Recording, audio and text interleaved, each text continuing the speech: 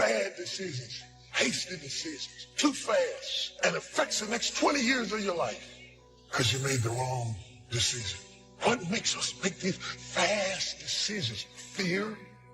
Let the fear of regret fuel you to take action today, now. Most of us who are human have to deal with regret from time to time. I'm sure you can agree. Maybe regret because of a poor decision we made. You know, things that I wish I had done differently in my life or in my ministry. Of course, who wouldn't want to take another go at something and improve on the first try by doing it again? But the fact is, you don't get that chance. Don't let regret beat you down. Don't be a slave to regret. No, let it teach you. Let it make you better. The only one that can stop you is you. If you let your mistakes define you, if you wear labels that people stick on you, that will keep you from your destiny. And when someone keeps bringing up your past mistakes, trying to get you to live condemned, you can't stop them from putting labels on you, but you can take them right off. My past is over. My mistakes are behind me. My failures are in my yesterday. And you know what? I'm not bringing them into today. Leave the past and move forward. You're going to have to put that where it belongs. You know, we all have a past, but we don't need to live there anymore. If you ask people what they regret, especially as they get older, what they generally report is things not done. So they don't regret so much mistakes they've made, although of course people obviously regret mistakes they've made as well. So they don't exactly regret sins of commission, right? Errors that they've actively made. They torment themselves for opportunities that had presented themselves that they did not, let's say, exploit or engage in. The regret we feel for things that we've done, though intense, only lasts a short period of time. But the regret that we feel for things that we missed out on, that can extend throughout a lifetime. Because most of us are scared, and we choose to lead an easy life. We choose to take the safe path. And by doing so, we start to rack up those regrets. But there is a solution. You have to be willing to be bold. Bad decisions, hasty decisions, too fast, and affects the next 20 years of your life because you made the wrong decision. If you'd have just waited, got all your information together, settled yourself, you'd have been better. What makes us make these fast decisions? Fear? It takes discipline to face your fears so you can conquer them. And that's what discipline is. Discipline means taking the hard road, the uphill road, to do what's right. And regret, in and of itself, it's worthless. So, learn and move on. Goals are major to a genuinely success-oriented person. Without them, you're just playing around. The difference between a goal-directed individual and someone without goals is like the difference between a Wimbledon champion and a kid batting a tennis ball around on a court with no net, no opponent to bring out the best in him, and no way of keeping score. Despite everything that's been written about the importance of goal setting, very few people actually put it into practice.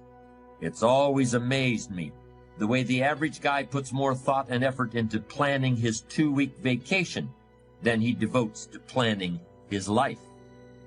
What's he taking a vacation from? He hasn't really decided what he's trying to do in life, but for 2 weeks out of the year, he just decides he wants to do something else. And this is what he plans very carefully. Challenge creates strong character, and goals represent challenge in its most positive form. Leaders have their personal goals clearly in focus, as well as the goals of the organization. In fact, one of the principal responsibilities of leadership is defining goals for the vast majority of people who aren't able to do it for themselves. True desire in the heart, whatever it is you want to do, work hard to get it. Don't just Aspire to make a living. Aspire to make a difference. That was my mindset. And that's how you get through things. You immerse yourself wherever it is, and you become that. You become that and give yourself no way out. The scariest thing in the world to me, even to this day, was that could have been the rest of my life. I thought then I was trying hard. That's the scariest thing in the world. To absorb, let life touch you. Don't let it kill you, but let it touch you.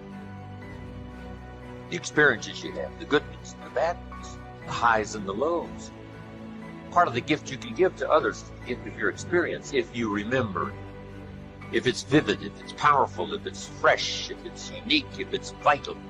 You can really affect other people with the relating your own experiences, just because we're too lazy to live the experience and then reflect on it. Live another week and reflect on it. Take a half a day at the end of the month, reflecting over the month.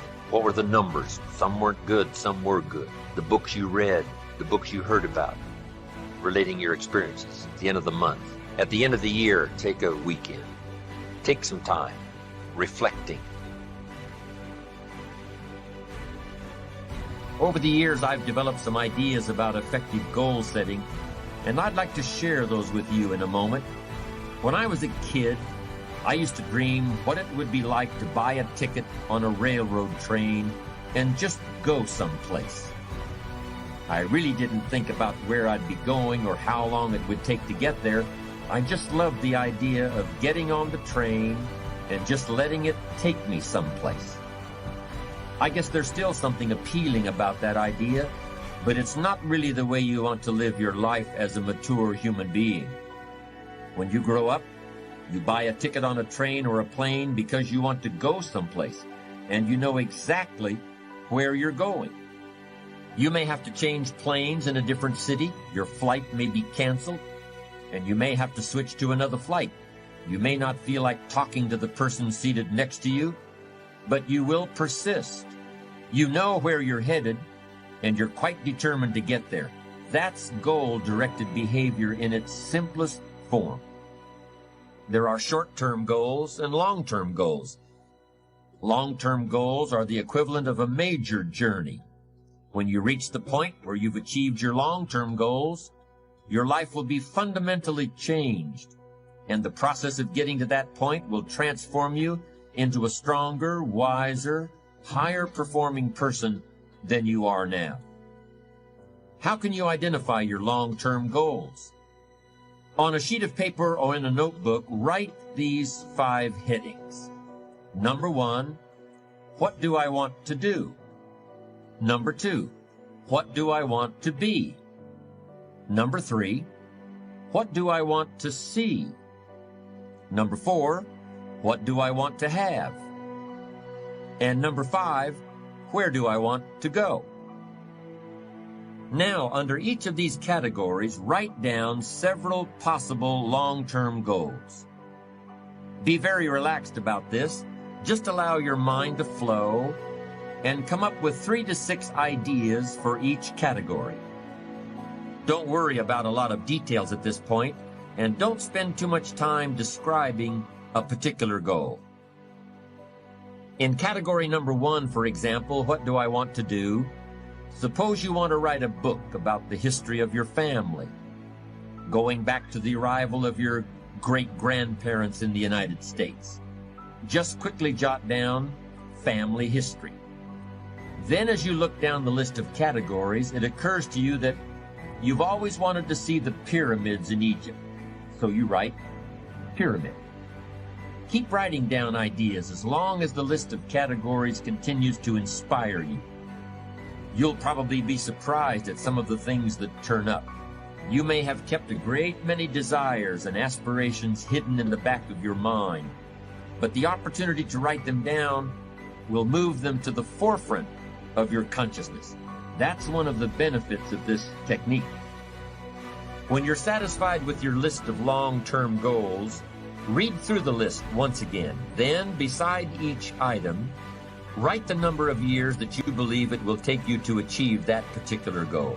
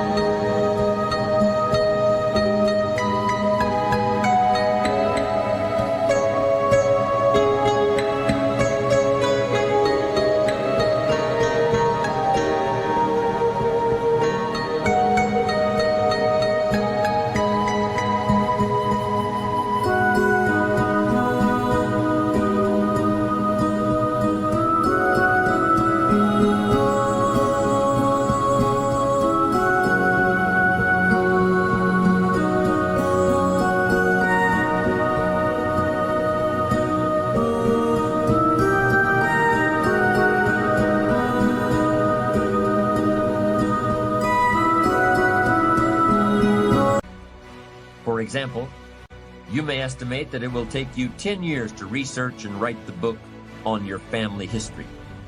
But you'll need only 5 years to get yourself into a position where you can take a trip to the pyramids. Create a time frame like this for every one of your long-term goals. Immediate goals, those that will take less than a year to achieve, are important too, of course, and we'll deal with those separately in a moment. When you're finished entering your time frames, there should be a fairly balanced distribution of all your goals. If there are many 1- and 3-year objectives, but only a few in the 10-year category, maybe you need to think more about what you really want your life to add up to. What kind of life you really want to build over the long run. But if there's a preponderance of 10-year goals, and relatively few of the shorter-term variety, this may be an indication that you're putting things off, that you're focused too much on where you'll be at the end of the day and not enough on what you can accomplish right now. Keep working on your list, adding and subtracting goals with various time frames until you've created a more or less even distribution.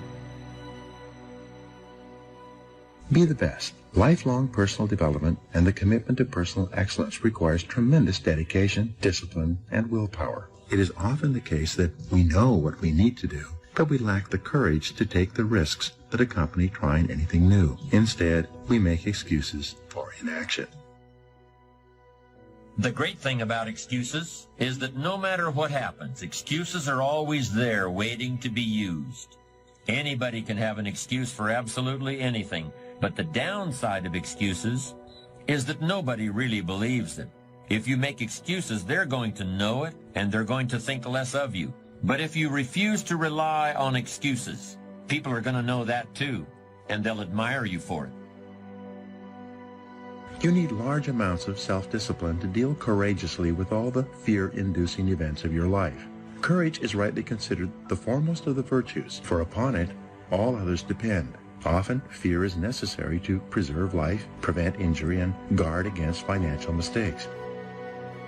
As you might imagine, I don't think we should spend a lot of time regretting the choices we've made in the past. To spend time brooding over how things went, that's an illusion. What you're doing is suffering pointlessly in the present under the shadow of certain memories.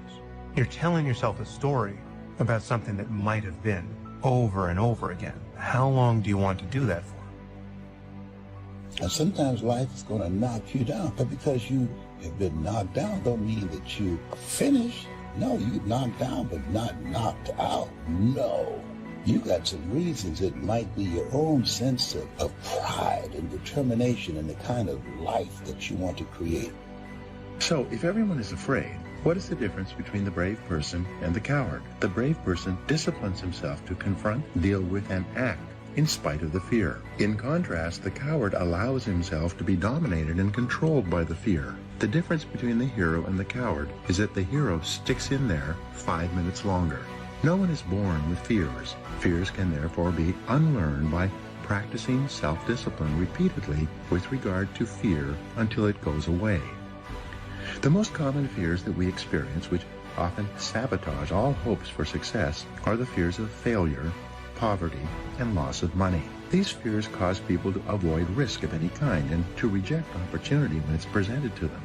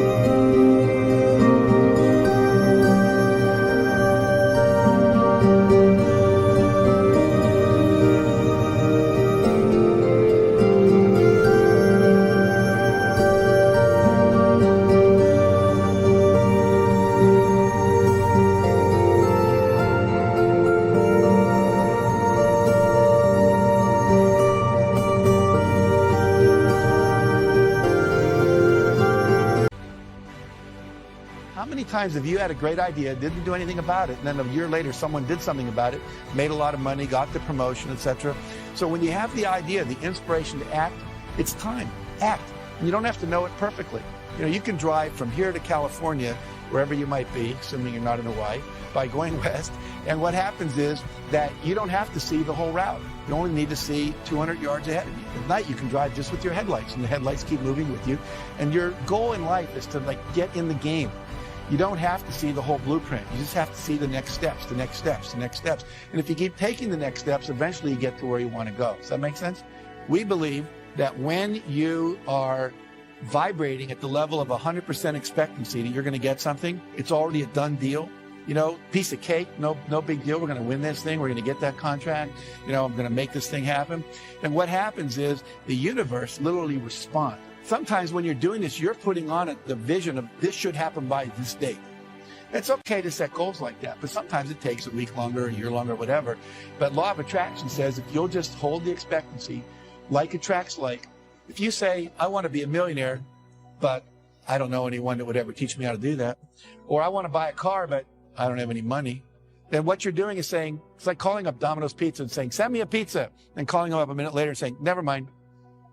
It's like, you know, you've got to create the space mentally to hold this vision that you've got. And that requires expectation and then knowing that the perfect thing is on its way.